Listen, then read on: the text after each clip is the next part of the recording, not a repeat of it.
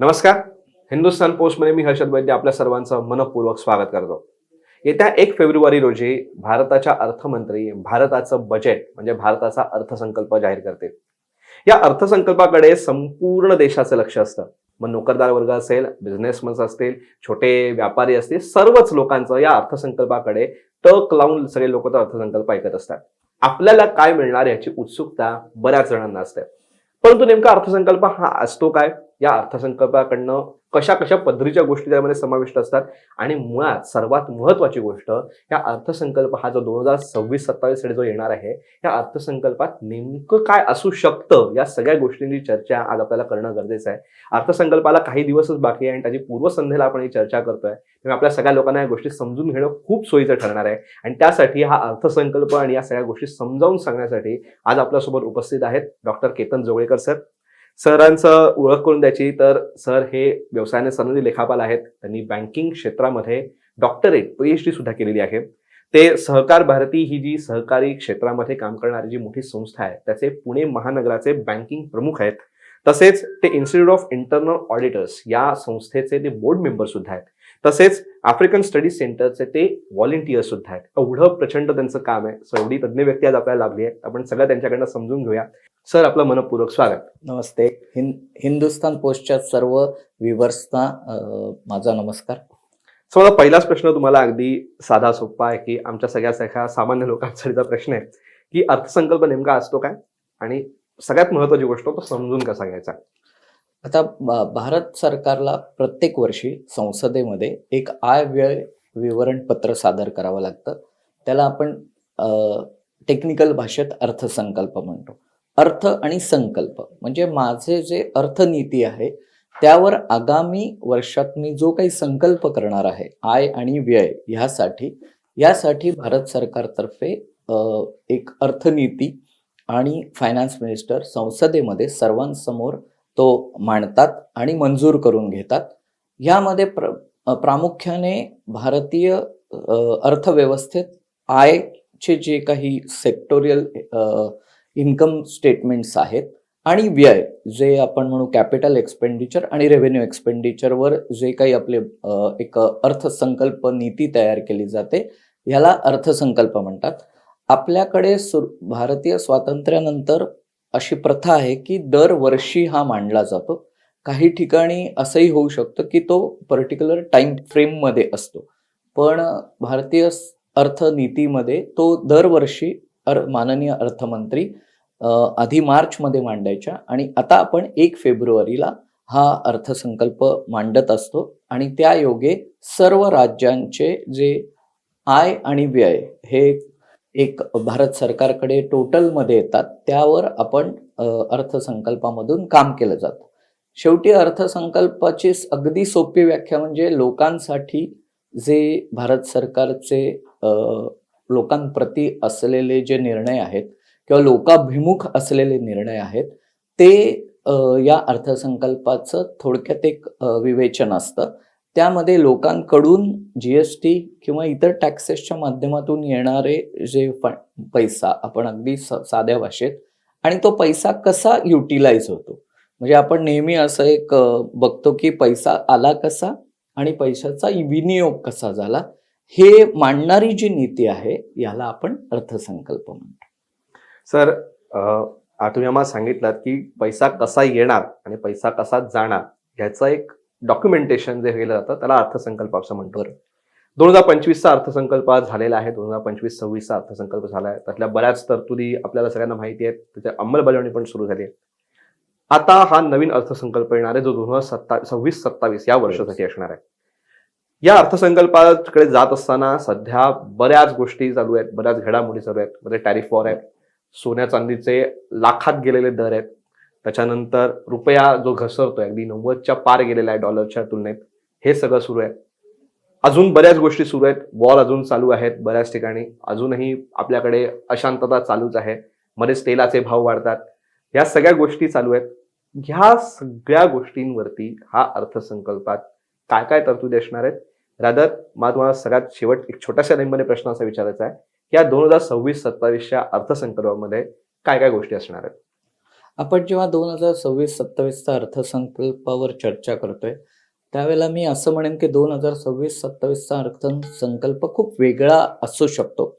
कारण 2025 मध्ये आंतरराष्ट्रीय स्तरावर ज्या तुम्ही नमूद केल्या, त्या अशा काही घटना घडल्यात, ज्याचे डायरेक्ट किंवा इनडायरेक्ट जे आपल्यावर परिणाम झालेत, आपल्या अर्थसंकल्पावर म्हणा किंवा आपल्या आयव्ययावर परिणाम झालेत, त्याचा उहापोह करून किंवा त्याचा एक सखोल अभ्यास करून माननीय अर्थमंत्र्यांनी अर्थसंकल्प सादर करावा, ही माझ्या मते सर्व सेक्टरची इच्छा आहे. यामध्ये आपण जसं म्हणालात, की टेरिफ वॉर जे 2025 मध्ये बऱ्याच आपण वेगवेगळ्या इंटरनॅशनल स्टेजेसवर किंवा डायसवर आपण ऐकतो किंवा आता रिसेंटली 2025 मध्ये सोन्या चांदीचे अमर्याद वाढलेले आलेली झळाळी किंवा वाढलेले भाव किंवा रुपयासमोर डॉलर अधिकाधिक स्ट्रॉंग होणं, म्हणजे रुपयाचा उतरता आलेख आणि त्याचप्रमाणे शेअर मार्केट हा जो एक महत्त्वाचा या सर्वाचा आपण एक बेंचमार्क म्हणतो, त्याची असलेली झेप किंवा काही वेळेला डुबकी. यामध्ये असं आहे की भारत हा आता आंतरराष्ट्रीय स्तरावर खूप महत्त्वाचा देश ठरलाय.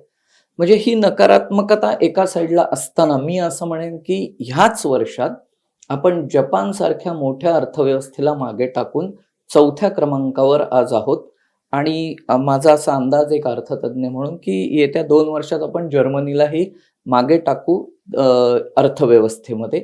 आणि त्याचबरोबर गेल्या अनेक वर्षातलं फॉरेन एक्सचेंज रिझर्व हे 2025 मध्ये भारताचं सर्वात जास्त रेकॉर्ड झालेलं आहे.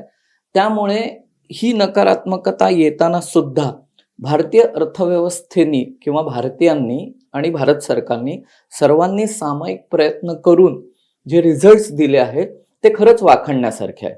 एक अर्थसंकल्पाकडे एक त्रयस्थ बघताना मला असं वाटतं की जेवढी नकारात्मकता 2025 मध्ये तयार झाली होती, त्या नकारात्मकतेवर विजय मिळवून आपण आज या अर्थसंकल्पाकडनं एक आशा निर्माण करू शकतो की जेणेकरून आपली जी इकॉनॉमीची व्याख्या आहे किंवा आपण जे 5 ट्रिलियन इकॉनॉमी म्हणतो, त्यासाठी आपण नक्कीच पुढे जाऊ शकतो. आता ह्याचे परिणाम काय होतील, हा खूप कळीचा मुद्दा या ठिकाणी ठरतो. जेव्हा आपण म्हणतो की टेरिफ वॉर आहेत किंवा अमेरिकेने आपल्यावर लावलेले टेरिफ वॉर आहेत आणि आजच आपण युरोपियन युनियन बरोबर काही करार केलेले आहेत, याचा सीधा आणि डायरेक्ट परिणाम होतो ते आपल्या एक्सपोर्टवर होतो आणि काही प्रमाणात इम्पोर्टवर येतो. त्यामुळे त्याचा हा पूर्ण परिणाम हा आपल्या देशांतर्गत रोजगार, कारण गेल्या अनेक वर्षात भारत हे जगासाठी सर्व्हिस इंडस्ट्री झालेले, त्यामुळे सर्व्हिस इंडस्ट्री किंवा मॅन्युफॅक्चरिंग हब होताना किंवा ऑटो सेक्टरमध्ये हब होताना बऱ्याच वेळा असं असतं की एक्सपोर्ट ड्युटीज किंवा इम्पोर्ट ड्युटीज ह्याचा परिणाम अर्थसंकल्पावर होतो. तो काही प्रमाणात मला असं जाणवतं की माननीय अर्थमंत्र्यांना तो विचारात घ्यावा लागेल.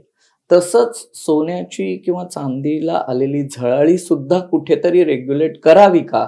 मी असं नाही म्हणणार रेग्युलेट करायला हवी, पण करावी का? हा माझ्या मते एक अर्थतज्ञ किंवा अर्थसंकल्पात त्याचा समावेश करावा.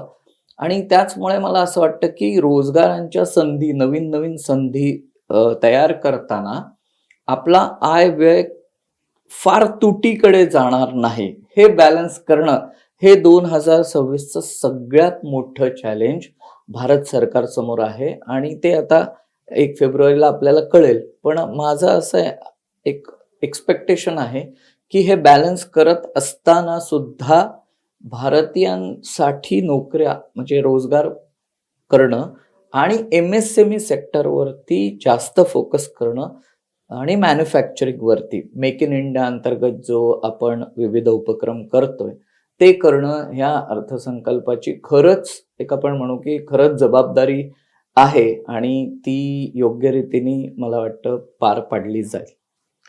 सर, हे झालं आपण या अर्थसंकल्पाकडनं काय काय होऊ शकतं किंवा कुठल्या मुद्द्यांवरती अर्थसंकल्प असू शकतो, याच्यावर फोकस असू शकतो, हे आपण बोललो.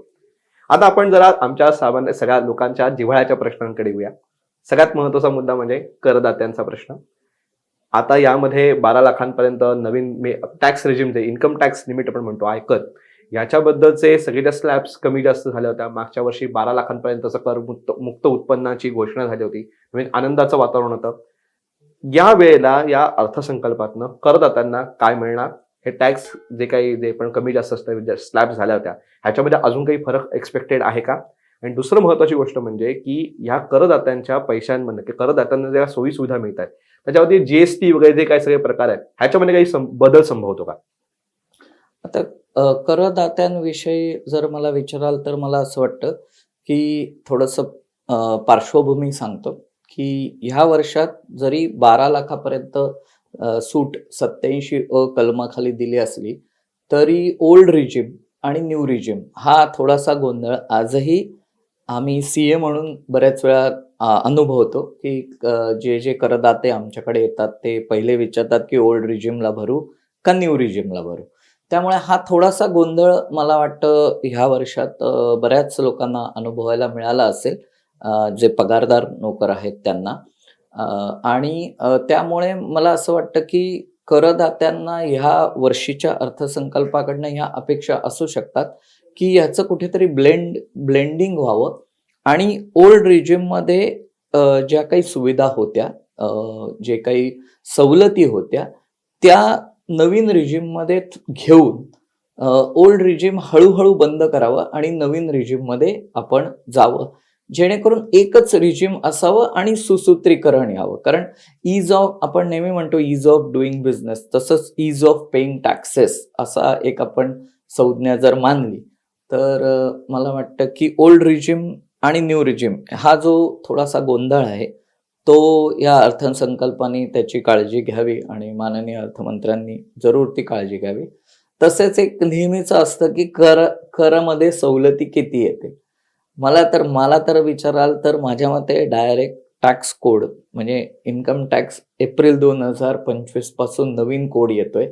त्यामुळे माझी तर अशी अपेक्षा आहे की आता सर्वसामान्य जनतेला या न्यू टॅक्स रिजिममध्ये सुद्धा सर्व ज्या सुविधा होत्या किंवा ज्या सवलती होत्या त्या कंटिन्यू करून 15 लाखापर्यंतचं इन्कम हे त्या 87 खाली घ्यावं आणि त्यामध्ये 80C असो किंवा सेक्शन 80 इन्कम टॅक्समधले जे काही आहेत त्याचे बेनिफिट्स मिळावे.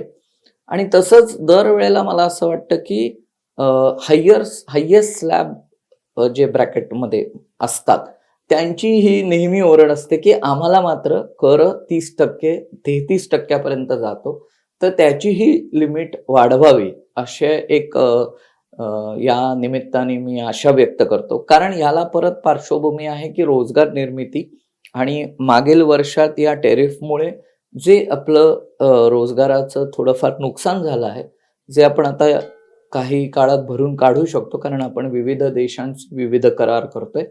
त्यामुळे लेबर ओरिएंटेड असल्यामुळे मला असं वाटतं की या कर सवलतींचा फायदा न्यू रिजिममध्येही यावा आणि 15 लाखापर्यंत तरी ही रिजिम म्हणजे झिरो टॅक्स आपण जे म्हणतोय आणि त्यानंतर सवलती द्याव्या.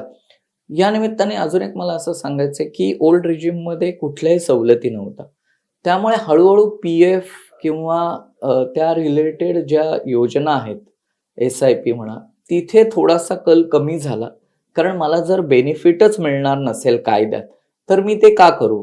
त्यामुळे केंद्र सरकारने थोडंसं लक्ष द्यावं की याही सेक्टरमध्ये इन्व्हेस्टमेंट किंवा करदात्यांनी इन्व्हेस्ट केले पाहिजे, जेणेकरून त्यांना लॉंग टर्ममध्ये काही रिटर्न्स मिळतील आणि शेअर मार्केटमध्ये सिस्टमॅटिक इन्व्हेस्टमेंट प्लॅनमधनं रिटर्न मिळतील आणि ते वजावटही मिळतील. तसंच या अनुषंगाने मला असं वाटतं की लॉंग टर्म कॅपिटल गेनमध्ये सुद्धा थोडासा चेंज आणावा, जेणेकरून आता आपण कोविड नंतर बघतोच की अनेक सामान्य लोक, गृहिणी, अगदी म्हणजे आपण म्हणू senior citizen demat account open करून शेअर मार्केटमध्ये गुंतवतात. त्यामुळे त्यांना एक असं शेअर मार्केट एक आश्वासक चित्र दिसतं की जिथून आपल्याला प्रत्येक वर्षी काही प्रमाणात डिव्हिडंड आणि थोडाफार गेन होईल. तर ह्यासाठी प्रत्येक नागरिकाचं विशेषतः कोविड नंतर जे शेअर मार्केटमध्ये छोटे छोटे आहेत त्यांना लॉंग टर्म कॅपिटल गेन विषयी थोडंसं नाराजी होती त्याच्या रेट विषयी, तर ते थोडंसं सिम्प्लिफाय करावं. त्यानिमित्ताने आपल्या भगिनी आणि सिनियर सिटीजन यांनाही थोडंसं शेअर मार्केट विषयी अजून आश्वासक चित्र निर्माण होईल आणि मला वाटतं शेअर मार्केटमध्ये गुंतवणूक ही बऱ्यापैकी होऊ शकेल या माध्यमातनं आणि सवलतींमधून. म्हणून अंततः मी असं म्हणेन की नोकरदार पगारदार जे आहेत त्यांना तर कर सवलत दिलीच पाहिजे, परंतु ज्या गृहिणी आहेत आणि जे सिनियर सिटीजन आहेत त्यांनाही अर्थसंकल्पात कुठेतरी या सवलतींच्या माध्यमातून एक आश्वासक चित्र निर्माण करण्याची गरज आहे. सर, पुढचा महत्त्वाचा मुद्दा म्हणजे घर खरेदी आणि पायाभूत सुविधा. ही सर्व लोकांचे जिव्हाळ्याचे विषय आहेत. याच्यावरती काय असू शकतं? या अर्थसंकल्पामध्ये या क्षेत्रांकडे कशा पद्धतीने लक्ष दिलं जाईल? मी परत एकदा थोडंसं कोविडच्या पोस्ट कोविड जाईन. भारत सरकारने या कोविड नंतर कॅपिटल एक्सपेंडिचरवर बऱ्यापैकी भर दिला. त्यामध्ये तुम्ही जसं म्हणालात की पायाभूत इन्फ्रास्ट्रक्चर खर्चांवरती अधिक भर दिला आणि रिअल इस्टेट क्षेत्रावर पण त्यांनी बऱ्यापैकी फोकस केला. म्हणजे गेल्या 3 वर्षात जर भारतीय अर्थव्यवस्था आपण बघितली तर पायाभूत सुविधा, त्यानंतर रिअल इस्टेट आणि बऱ्यापैकी आपण रेल्वेचे जे बजेट आपण जे इन्क्लूड केलं त्यामध्ये भरीव कामगिरी भारत सरकारने नक्कीच केलेली आहे. पण मला वाटतं की न्यू रिजिममध्ये टॅक्स आपण कर अँगलनी बघितलं तर न्यू रिजिममध्ये इंटरेस्ट ऑन हाऊसिंग लोनचा बेनिफिट नाही आहे. त्यामुळे काय होतंय की थोडीशी नकारात्मकता येते, आली आहे का तर नाही पण येते. तर मला असं वाटतं की न्यू रिजिममध्ये इंटरेस्ट ऑन हाऊसिंग लोन आणि प्रिन्सिपल याची सवलत मिळाली तर रिअल इस्टेट क्षेत्राला एक आपण म्हणू गती मिळेल आणि शेवटी रिअल इस्टेट क्षेत्राला गती मिळाली की त्याचे जे ॲन्सिलरीज क्षेत्र आहेत त्यांनाही गती मिळते. तसंच आपण गेले अनेक वर्ष बघतोय विविध माध्यमांमध्ये की भारताने इन्फ्रामध्ये खूप चांगली प्रगती केली. म्हणजे जिथे रस्ते नव्हते तिथे आज कारण शेवटी रोड्स, डॅम्स आणि ब्रिजेस ह्या पायाभूत सुविधांमुळेच एक सशक्त देश तयार होतो. त्यामुळे मला असं वाटतं की इन्फ्रामध्ये सुद्धा भारताने किंवा भारत सरकारने ह्या अर्थसंकल्पामध्ये भरीव एक तरतूद केली पाहिजे, जेणेकरून हा जो पूर्ण इकोसिस्टीम आहे ट्रान्सपोर्टेशनची किंवा एक आपण म्हणून मॅन्युफॅक्चरिंग विविध ठिकाणी जे हब तयार होतात त्यांच्यापर्यंत जाण्याचे जे विविध मार्ग आहेत ते त्यांनी केले तर मेक इन इंडियाचा खरा जो पर्पज आहे, जो आपण माध्यमांमध्ये बघतो तो नाही, पण खरा जो पर्पज आहे मॅन्युफॅक्चरिंग सेक्टरला तो साध्य होईल असा मला विश्वास आहे. त्यामुळे रिअल इस्टेट क्षेत्रात सुद्धा मला तसंच वाटतं की कर सवलती दिल्या पाहिजे. त्यानंतर जे काही कर रिअल इस्टेटमध्ये जे काही इंटरेस्ट रेट्स आहेत ज्या बँका ऑफर करतात त्याचं पण एक काहीतरी सुसूत्रीकरण आणलं पाहिजे. ते थोडे कमी केले पाहिजे कारण ते सिक्युअर्ड असतात, लॉंग टर्म असतात. त्यामुळे आपण सर्व रिअल इस्टेट क्षेत्राला एक आपण आश्वासक चित्र निर्माण करू. तसंच जे रॉ मटेरियल आहे, सिमेंट म्हणा, वाळू म्हणा, त्यावरही कुठेतरी आता GST मध्ये थोडंसं लक्ष देणं गरजेचं आहे. या अनुषंगाने थोडंसं मी टच करतो की GST रिफॉर्म करणंच गरजेचं आहे. म्हणजे कदाचित थोडे हे बोल्ड ठरेल, धाडसाचं ठरेल, पण ह्या भारत सरकारच्या या 3ऱ्या टर्ममध्ये GST रिफॉर्म्स आणणं खूप गरजेचं मला वाटतंय. कारण आता आपली अर्थव्यवस्था 4थ्या क्रमांकावर आहे. त्यामुळे ही रिस्क आता आपण घ्यावी असं अर्थतज्ञ म्हणून मला वाटतं. सर, ह्याच्या पुढचा मी ज्येष्ठ नागरिकांच्या प्रश्नाकडे याच्या आधी मला तुम्हाला एक प्रश्न विचारायचा आहे की महाराष्ट्रात आपण राहत, महाराष्ट्राबद्दल बोलतोय, महाराष्ट्रातनं आपण अर्थसंकल्पाबद्दल बोलतोय. महाराष्ट्राला या अर्थसंकल्पातनं काय मिळणार? मला असं वाटतं की देशाच्या अर्थनीतीमध्ये किंवा आय व्यय ताळेबंदामध्ये महाराष्ट्र कायमच अग्रेसर राहिला आहे. ह्याचं कारण की महाराष्ट्रातलं औद्योगिकरण आणि महाराष्ट्रातनं जमा होणारा जीएसटी किंवा इतर कर, यामुळे साहजिक आहे की एक महाराष्ट्रीयन म्हणून आपल्याला कायमच असं वाटतं की आपल्या राज्याला काय मिळेल. आपल्या राज्यासाठी या अर्थसंकल्पातनं जे जीएसटीचे जे काही कॉन्ट्रीब्युशन्स आहेत ते भारत सरकारने अजून फास्ट ट्रॅकवर आणून महाराष्ट्रासाठी एक औद्योगिक हब तयार करणे किंवा ग्रामीण महाराष्ट्रामध्ये एक इकॉनॉमी तयार करणे खूप गरजेचं वाटतं मला. मला वाटतं राज्याचा अर्थसंकल्प जेव्हा आपण बघतो तेव्हा तो तितकासा आपण विचारात घेत नाही. आपण देशाचा अर्थसंकल्प खूप यांनी ऐकतो, बघतो, एक इंटरेस्ट घेतो. त्यामुळे मला असं वाटतं महाराष्ट्रासारख्या राज्यामध्ये जिथे औद्योगिकरणाचा वेग चांगला आहे, जिथे सहकाराचा वेग चांगला आहे, जिथे ग्रामीण अर्थव्यवस्थेचा वेग चांगला आहे, तिथे पायाभूत सुविधांमध्ये अधिकाधिक इन्व्हेस्टमेंट करणं किंवा अधिकाधिक त्याबद्दल तरतूद करणं गरजेचं आहे. तसंच मुंबई किंवा सबब, मी अगदी मायन्यूट लेवलला जातो, तर तिथे रेल्वे हा श्वास आहे.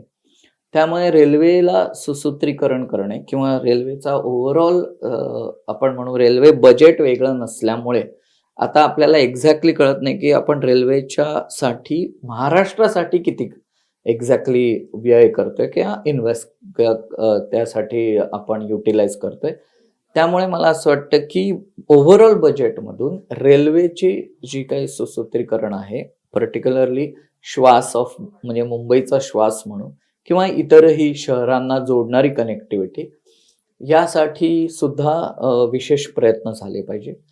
अजून एक जो थोडासा दुर्लक्षित मुद्दा मला असं वाटतो तो म्हणजे ऊर्जा. ऊर्जा क्षेत्रात महाराष्ट्र भरीव कामगिरी करते, परंतु सौर ऊर्जा क्षेत्रात अजूनही मला असं वाटतं की थोडेसे काम करण्याची गरज आहे. आणि हा कायम एक असा मुद्दा असतो की सौर ऊर्जेमुळे आपण बरेचसे काही ॲडव्हान्टेजेस जे पोल्युशन रिलेटेड आहेत ते कमी करू शकतो. त्यामुळे मला असं वाटतं की आजही सौर क्षेत्रात तेवढीशी प्रगती झालेली नाहीये R&D मध्ये. आजही आपण चायना कडेच आपण लक्ष असतं रॉ मटेरियल किंवा सौर ऊर्जेच्या यंत्रासाठी.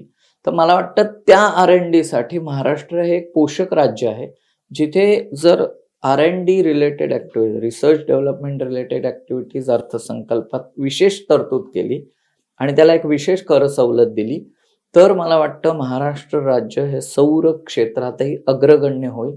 आणि सौर क्षेत्राच्या या क्रांतीमुळे ओव्हरऑल जो म्हणजे इलेक्ट्रिसिटी जनरेशन आणि डिस्ट्रीब्युशनचे जे मुद्दे आहेत ते महाराष्ट्र स्टेट ॲड्रेस करू शकतो. म्हणजे थोडक्यात मला असं म्हणायचं आहे की श्वास महाराष्ट्राचा, पर्टिक्युलरली मुंबईचा जो रेल्वे लोकल आहे त्यावर जास्त पायाभूत सुविधांवर भर द्यायला हवा. सौर ऊर्जेवर, पारंपरिक ऊर्जावर भर द्यायला हवा. आणि सगळ्यात महत्त्वाचं म्हणजे जीएसटीचं डिस्ट्रीब्युशन हे सुसूत्रीकरण करावं, जेणेकरून महाराष्ट्राच्या औद्योगिकीकरणाला एक वेग येईल. त्याचप्रमाणे शहरांबरोबर ग्रामीण अर्थव्यवस्थेलाही फायदा होईल. सर, आपण मगाशी ज्या मुद्द्याबद्दल बोललात, ज्येष्ठ नागरिक ह्या मुद्द्यावरती, तसेच छोटे व्यापारी हे सगळे ज्या वर्गामध्ये येतात त्याच्याबद्दल बोलणं सुद्धा गरजेचं आहे. या अर्थसंकल्पामधनं हे जे वर्ग आहेत यांना काय मिळेल, यांच्या फायद्यासाठी किंवा तोट्यासाठी कुठल्या गोष्टी असू शकतात? माझा सगळ्यात अत्यंत आवडीचा विषय तुम्ही आता छेडलात ते म्हणजे MSME. कारण ह्यावर बोलणं खूप गरजेचं असतं आणि अर्थसंकल्पामध्ये काही वर्षामध्ये MSMEचा अंतर्भूत केल्यानंतर त्याला भरीव तरतूद केली आहे. मला असं वाटतं की अर्थसंकल्प प्रोडक्ट रिफॉर्म्स मधून आता सेक्टर रिफॉर्म्सकडे चाललेला आहे. म्हणजे काय, तर पूर्वी असं असायचं अर्थसंकल्पात की एखादा प्रॉडक्ट लाईक युरिया म्हणा किंवा फार्मास्युटिकल मधले काही प्रोडक्ट, रिअल इस्टेटमध्ये लाईक सिमेंट किंवा स्टील, ह्याच्यावर रिफॉर्म्स असायचे. म्हणजे त्याचा डिमांड सप्लाय जर थोडासा हे झाला तर त्यावर रिफॉर्म्स असायचे. ते आता आपण सेक्टर रिफॉर्म्सकडे चाललो. म्हणजे याचं क्लासिक एक्झाम्पल म्हणजे ॲग्री सेक्टरमध्ये DBT, डायरेक्ट बँक ट्रान्सफर. तसंच MSME सेक्टरमध्ये सुद्धा आता रिफॉर्म्स गेल्या काही वर्षात आपण पर्टिक्युलरली कोविड नंतर प्रत्येक अर्थसंकल्पात बघतोय. त्यामध्ये विविध योजना आहेत बँकांच्या, ज्यामध्ये कोलॅटरल फ्री योजना आहेत. त्यामुळे स्मॉल आणि मीडियम एंटरप्राइजेस जी व्याख्या आपल्याकडे जी आहे, त्यामध्ये त्यांना खरोखरी डायरेक्ट ट्रान्सफर बेनिफिट हा मिळतोय, which is called most sector reforms. तर मला वाटतं MSME साठी भरीव कामगिरी करणं हे अत्यंत गरजेचं आहे. मी तर म्हणेन ती सर्वात महत्वाची प्रायोरिटी आहे. कारण भारतीय अर्थव्यवस्थेचा जर विचार केला तर लार्ज सेक्टरपेक्षा MSME सेक्टर हा जास्त प्रमाणात आहे. आणि गेल्या काही वर्षात त्यांची कामगिरी आपण स्टार्टअप इंडिया, स्टँडअप इंडियाच्या माध्यमातून बघतोय की ती अतिशय चांगली आहे. आता या पाथवर चालताना मला असं वाटतं की लघु आणि मध्यम उद्योगांना भरीव तरतूद करणं अत्यंत गरजेचं आहे. आणि याचं एक छोटंसं एक्झाम्पल गेल्याच आठवड्यात सिडबीने 5,000 कोटी आत्ता अर्थसंकल्पापूर्वी खास MSMEच्या काही वर्गांना देण्याचं ठरवलंय.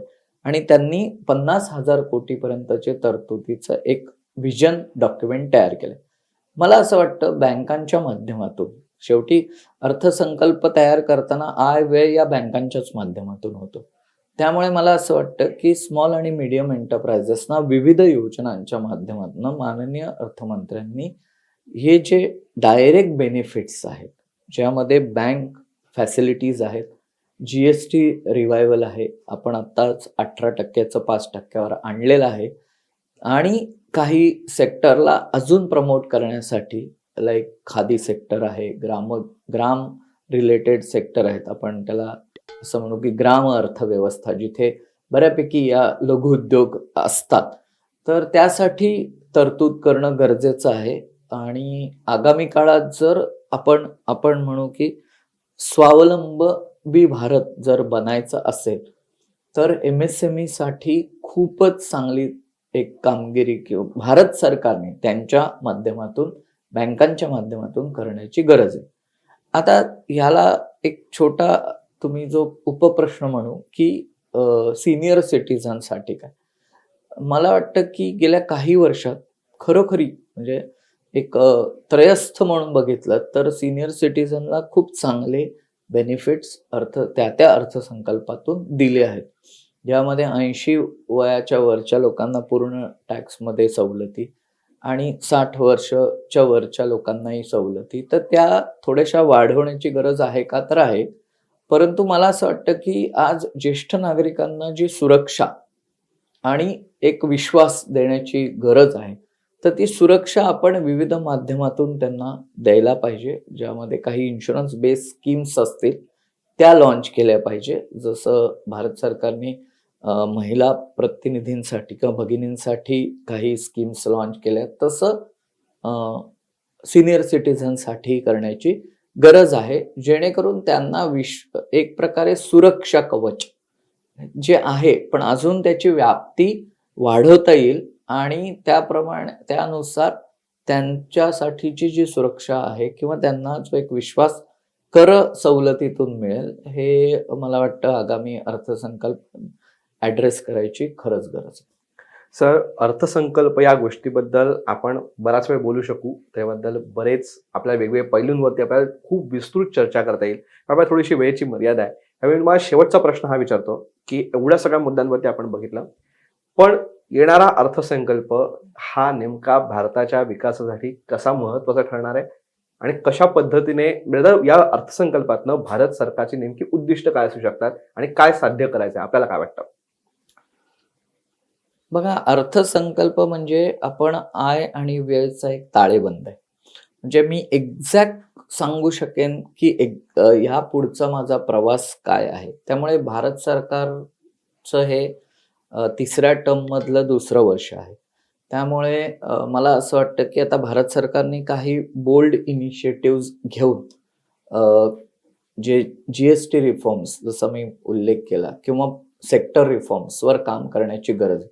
कारण बरेच वेळा असं होतं की आपण अर्थसंकल्पाकडे फक्त कर ह्याच माध्यमातून बघतो, म्हणजे थोडक्यात आपण आय याच माध्यमातून बघतो. व्यय जे आहे किंवा आपण त्याचं युटिलायझेशन त्या माध्यमातून कधीच बघत नाही. प्रत्येक वेळेला अर्थतज्ञ म्हणतो की अरे जीएसटी कमी झाला का, हा मग एक चांगली पॉझिटिव्ह वेव्ह, किंवा कर डायरेक्ट टॅक्स कमी झाला का, इन्कम टॅक्स. तर पण मला असं वाटतं आत्ता सेक्टर रिफॉर्म्स, जीएसटी रिफॉर्म्स करण्याची कदाचित ही योग्य वेळ असेल. तर या माध्यमातून जे आपल्यावरती काही गेल्या वर्षभरात सँक्शन्स अमेरिकेने लावलेत पर्टिक्युलरली, आणि त्यामुळे एक्सपोर्ट आपला थोडाफार कमी झालाय, आणि आगामी काळातही थोडाफार शक्यता कमी होण्याची शक्यता आहे. तर या पार्श्वभूमीवर एक्सपोर्ट इन्सेंटिव्ह देणं हे तितकंच मला गरजेचं वाटतं जीएसटी मध्ये. आणि इम्पोर्टमध्ये सुद्धा आपण जे मेक इन इंडिया अंतर्गत जे काही आपण स्वावलंबी बनवू शकतो ते बनण्यासाठी R&D मध्ये बघा, मला असं कायम वाटतं की भारत देशात R&D, रिसर्च डेव्हलपमेंटची अतिशय गरज आहे. म्हणजे आपल्याकडे लोकसंख्येनुसार लेबर क्लास खूप अत्यंत उत्कृष्ट आहे, पण जेव्हा मॅन्युफॅक्चरिंग ऍक्टिव्हिटीमध्ये रिसर्च करायचं आहे तर त्याला जे मिळणारा सपोर्ट आहे, केंद्र सरकार असो राज्य सरकार असो, तो त्या मानाने आतापर्यंत तेवढा हे होत नव्हता. आता काही R&D रिलेटेड ऍक्टिव्हिटीज होतात. पण जर आगामी एक आपण विजन जेव्हा मांडतो, जेव्हा भारताचे पंतप्रधान माननीय मोदीजी विजन मांडतात 2047 आणि त्याप्रमाणे आपण काम करतो, तर मला वाटतं R&D, रिसर्च डेव्हलपमेंटवर इन्व्हेस्ट करणंच म्हणतोय, कारण त्याचे फायदे आगामी काळात आपल्याच नागरिकांना होणार आहे. हे खूप इम्पॉर्टंट आहे. जसं मगाशी मी 2 मुद्दे मांडले की ऊर्जा आणि इन्फ्रास्ट्रक्चर, ह्यामध्ये अजून रिसर्च झाला, किंवा मॅन्युफॅक्चरिंग मध्ये पण ऑटो कंपोनंट मध्ये रिसर्च झाला, कारण भारत हा ऑटो हब आहे. तर त्यामुळे ते काही रिसर्च झाला, आणि आता आपण अशा अर्थव्यवस्थेकडे चाललो आहे जिथे जागतिक पातळीवर आपल्याला एक वेगळं स्थान आपलं निर्माण झालंय. त्यामुळे बाहेरील कंपन्या FDI माध्यमातून असो, पार्टनरशिप माध्यमातून असो, भारताकडे आकर्षित होत आहेत. हीच वेळ आहे की रिसर्च डेव्हलपमेंट वरती जास्त एक भर देऊन आपण त्यामध्ये त्या सुविधांवर सुद्धा लक्ष केंद्रित करावं. मी अंततः असं म्हणेन की हा जो आगामी अर्थसंकल्प आहे, ज्यामध्ये आंतरराष्ट्रीय दबाव थोडाफार असतं नाही, आणि डोमेस्टिकली सुद्धा रोजगार, आपण नेहमीचे जे प्रश्न आहेत, पायाभूत सुविधा किंवा इतर सुविधा, ह्याचा ताळमेळ करताना खरोखरी कसोटी आहे अर्थमंत्र्याची. परंतु मला असं वाटतं की जे पाथ आपण भारताने स्वीकारला आहे तो जर आपण तसाच ठेवला आणि या सर्व योजनांसाठी एक सुविधा किंवा सवलती किंवा इन्व्हेस्टमेंट केल्या, तर आगामी काळामध्ये ह्या सर्व नकारात्मक बाबी जाऊन एक आश्वासक चित्र निर्माण व्हायची नक्कीच शक्यता आहे. परंतु त्याला रिफॉर्म्सची अत्यंत गरज आहे, मी हे नक्की सांगू शकेन. सर, अर्थसंकल्प समजून घेणं ही तशी थोडीशी एक कॉमन, आमच्यासारख्या सामान्य लोकांसाठी तशी जिकरीची गोष्ट असते. पण आपण आज तुम्ही आम्हाला वेळ देऊन बऱ्याच मुद्द्यांवर त्याच्या सोप्या भाषेत समजावून सांगण्याचा प्रयत्न केला, संकल्पना स्पष्ट केल्यात, आणि कशा पद्धतीने अर्थसंकल्पाकडे बघितलं पाहिजे ह्याच्यामध्ये एक डिरेक्शन आम्हाला द्यायचा प्रयत्न केलात. ह्याच्याबद्दल आणि आम्हाला तुमच्या व्यस्त व्यापकातनं वेळ देऊन इतक्या सगळ्या चर्चेसाठी वेळ दिलात, ह्याच्याबद्दल हिंदुस्थान पोस्टतर्फे आपले मनपूर्वक आभार. मी परत एकदा सर्वांचे आभार मानतो. हिंदुस्थान पोस्टचेही आभार की त्यांनी मला इथं बोलवलं आणि माझी मतं मांडण्याची संधी दिली. धन्यवाद. तर हे होते केतन जोगळेकर सर. त्यांनी आपल्याला अर्थसंकल्पामागचा अर्थ समजावून सांगण्याचा खूप चांगला प्रयत्न केला. आपण विविध मुद्द्यांनी चर्चा केली, पण अर्थसंकल्प हा विषय इतका जटिल आहे आणि इतका मोठा आहे, त्याच्याबद्दल कितीही बोललं तरी आपला बरेच दिवस त्याच्याबद्दल आपल्याला चर्चा करता येईल, वेगवेगळ्या मुद्द्यांवरती विस्तृत चर्चा करता येईल. आपण पुन्हा एकदा त्यांच्याशी वेगवेगळ्या मुद्द्यांवरती चर्चा करणारच आहोत. पण आज एक छोटासा एक ओव्हरव्ह्यू घ्यायचा प्रयत्न केला. ही मुलाखत तुम्हाला कशी वाटली हे कमेंट बॉक्समध्ये नक्की सांगा. आणि असेच माहितीपूर्ण व्हिडिओज बघण्यासाठी हिंदुस्थान पोस्टच्या युट्यूब चॅनलला सबस्क्राईब करा आणि फेसबुक पेजला लाईक फॉलो करायला विसरू नका. धन्यवाद.